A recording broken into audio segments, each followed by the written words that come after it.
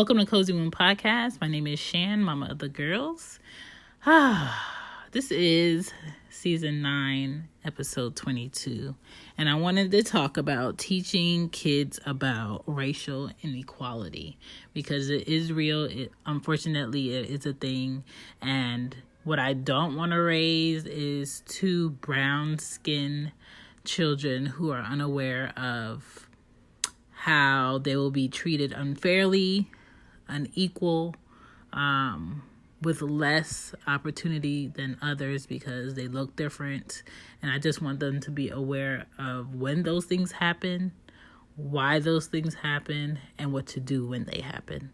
And if you have a biracial child or a child of a darker skin tone, because genetics is a real thing, and sometimes both parents can be from a lighter skin complexion and their kids come out completely different. But people look at skin color, not your ethnicity, not where you're from, and not who your family is. They look at you and your skin color, and they're going to treat you differently most of the time because of your skin. And that is the reality that we live in this world, and most importantly in America. All right? So it's kind of like a serious topic, but it's a topic that needs to be discussed because I'm just tired of school systems, authority in government, police officers, and people in jobs acting as though this is not a real thing. All right? So get comfy. Get mentally prepared to hear some things that may trouble you throughout your day, but it's real. Hey guys, just a reminder, there is Mama's Cozy Closet that has some merch on there for moms out there. So if you're interested in getting a cute sweatshirt, like kids again, getting a cute sweatshirt, a fanny pack, or a mug, I got some goodies on there for you guys. All right, peace.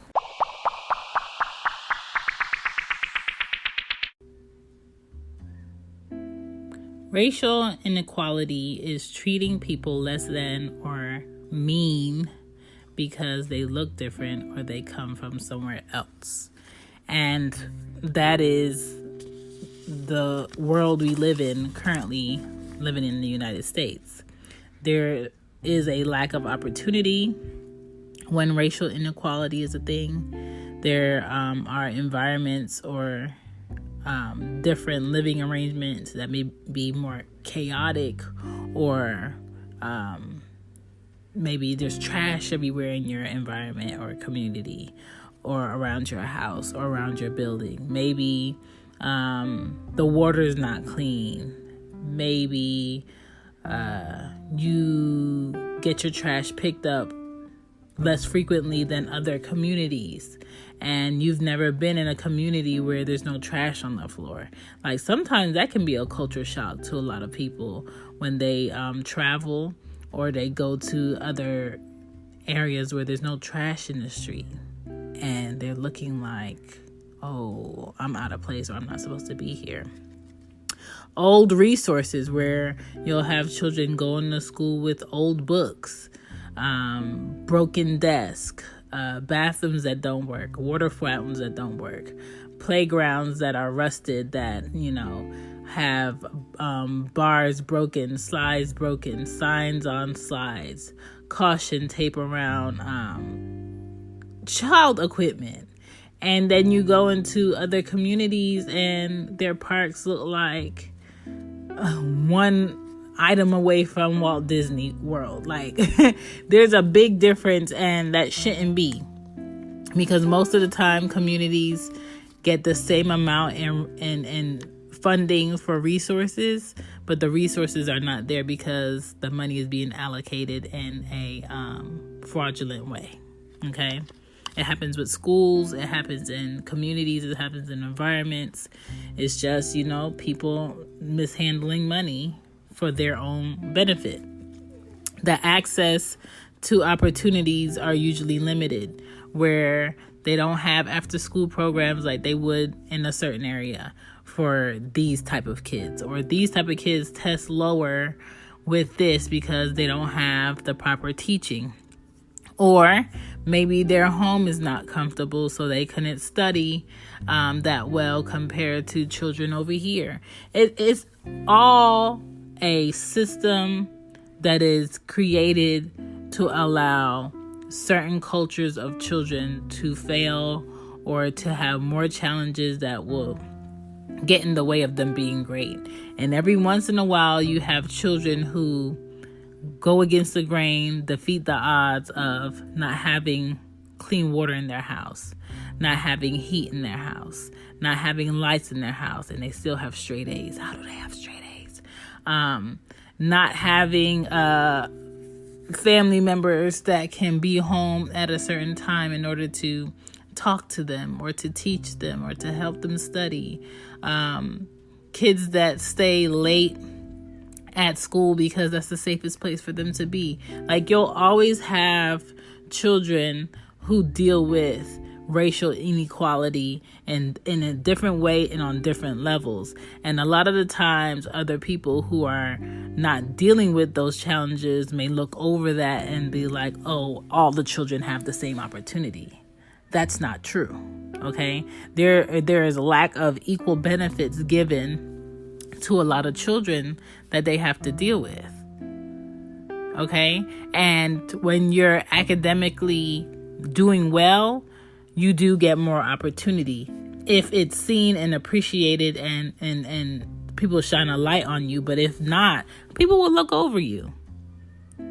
Behind in the teaching, where teachers aren't teaching for the right reasons. Teachers aren't teaching because they love teaching. Teachers are out here teaching because based upon what they've done in training, this is what they can do for work. They want to get paid. They want to do the bare minimum. And I'm not saying all teachers are like this, but there are teachers out there that should not be teaching. They might know the knowledge of, they might test well to be in this class and in front of the class, but by heart, by passion, they shouldn't be teaching. Less money in education is a thing. Less options in how students can be helped is a thing. Okay? Less resources in living arrangements is a thing.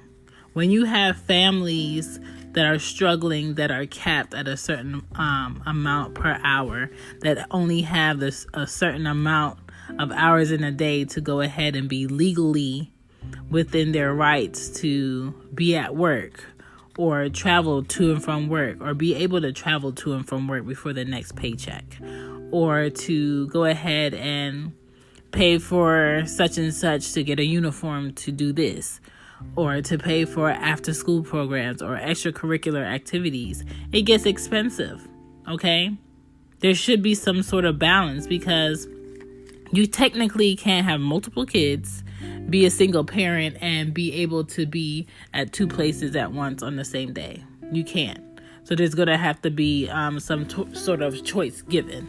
Okay, somebody's not going to be able to go to this practice, so this person could go to this practice, and vice versa. And that's usually what happens in single parent homes. And parents earn less than white parents for a similar job in a lot of cases, in a lot of states. And that's just what it is. If you look at the stats, the numbers don't lie. And I'm not saying white parents are wrong. They're not wrong. They're not doing anything. They're working. But I'm saying these companies see and they notice and they decide on what the allocation of these this pay should be, and they're continuously doing it, and they're continuously in business. You cannot raise, take care of a family and provide equal opportunity to your family when you're getting paid $12 an hour. And they expect your availability to be completely open in order for you to have that position. It's very ridiculous out here. Okay? You know, how police and courts treat people of color, Indian, Black, Mexican, Hispanic, compared to how they treat whites or people that may be deemed as quote unquote white, because to me this whole white and black thing is just redundant at this point, because nobody is actually black skin tone, nobody is actually white skin tone. It's just this hierarchy that is unfortunately still here in the United States, and it shouldn't be. Okay, I had to sit in the car with my 6-year-old and explain to her who Breonna Taylor was. And have you heard of Breonna Taylor? And she told me no. And I had to sit in there and I had to tell her Breonna Taylor was an EMT that worked in the ambulance to help people. And she was in her house sleeping. And a whole bunch of police came to her house to do a no-knock raid. And they they didn't knock. They came to her house and basically shot into her house, shot into other people's apartments. The other people's apartments that they shot into, where bullets went into, got more justice than she did. And all of those officers got off. But the citizens who pay taxes in that community had to pay out over $12 million to her family. Now, if they didn't do anything wrong, why did the citizens have to pay out on their behalf? And it's because she was black. At the end of the day, if it was another race, they would have gotten proper justice for what happened. But because she was black, it's kind of like swept under the rug, and it's okay for them to not get the proper justice. It's not okay for officers to take money from citizens to pay off their faults. When they're wrong, they should be treated as though they're wrong. Okay? And I had to explain to her that not everybody in a uniform that's supposed to quote unquote help you when you need help is right.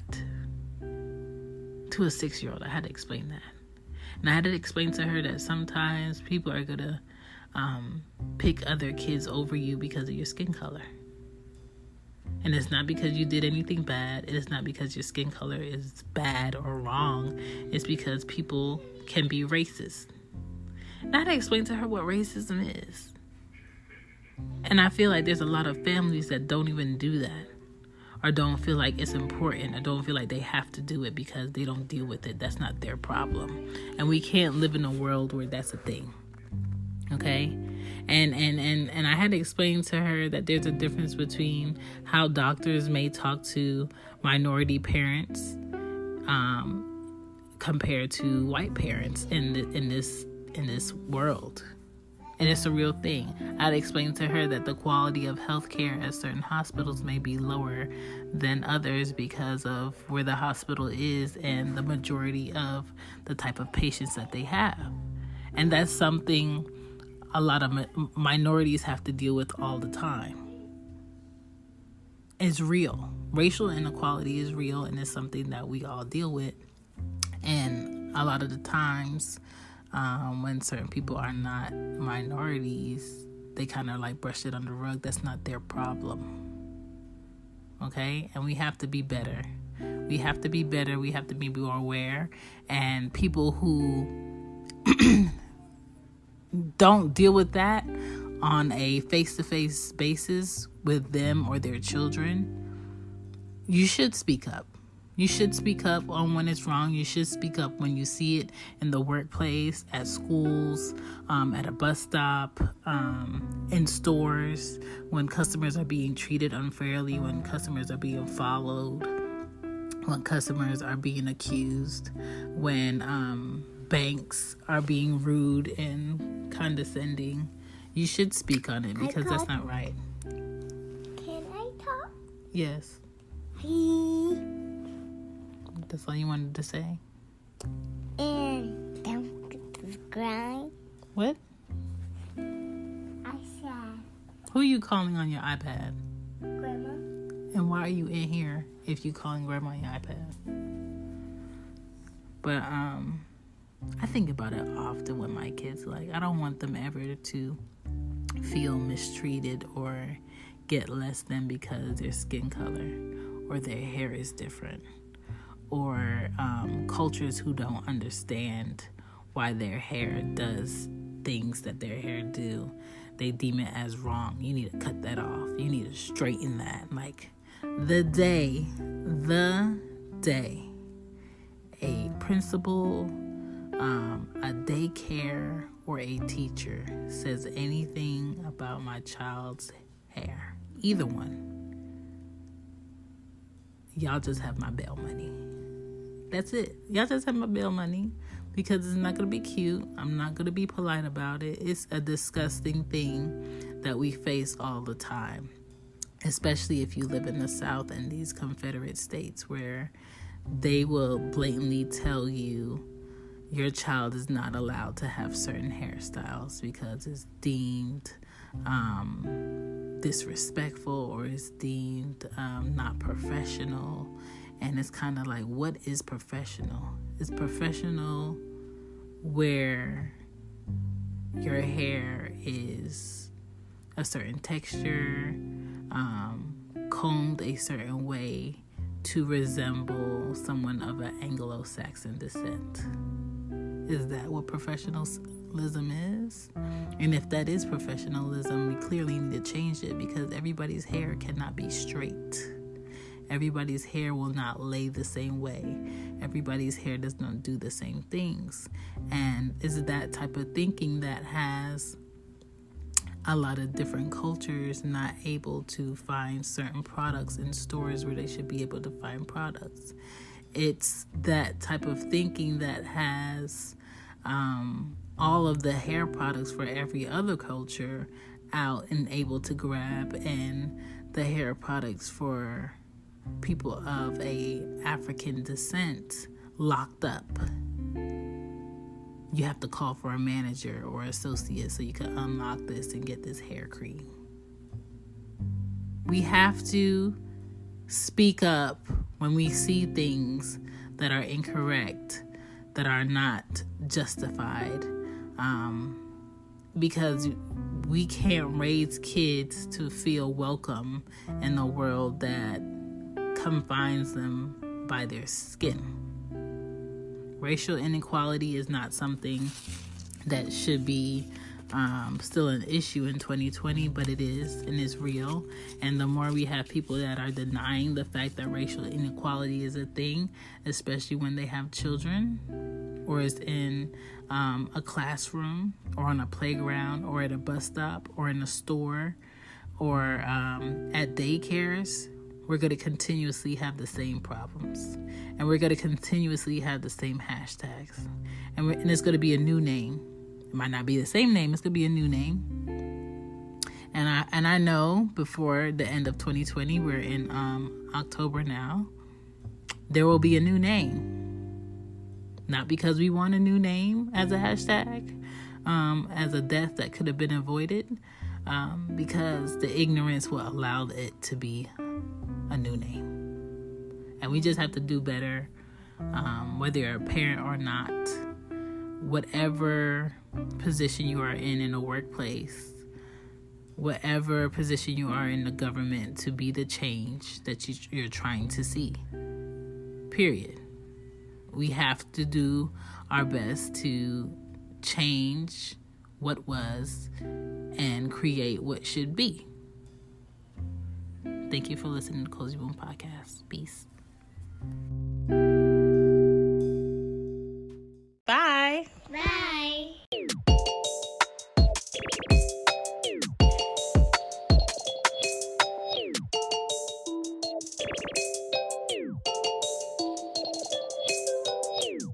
What's so special about Hero Bread's soft, fluffy, and delicious breads, buns, and tortillas? These ultra-low net-carb baked goods contain zero sugar, fewer calories, and more protein than the leading brands, and are high in fiber to support gut health. Shop now at hero.co. Hey y'all, Darius Rucker here. You know, a lot of people ask me, what inspires your music? And one of the big things is a strong sense of place. That's why I love my home state of South Carolina and want to share the awesome things it has to offer. From the beautiful mountains down to the sunny coast, it's got it all. Not to mention two of my personal favorites, great golf and amazing food. Come see why I love this place. Visit discoversouthcarolina.com.